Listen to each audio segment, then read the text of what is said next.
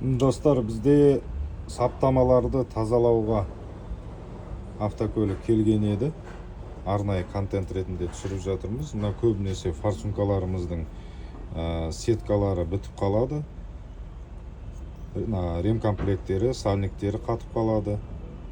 Сондай ақау көп кездеседі. Ендігі мәселе, бізде көбісі мына топливный рампаға көңіл бөлмейді. Міне алып келген рампасы.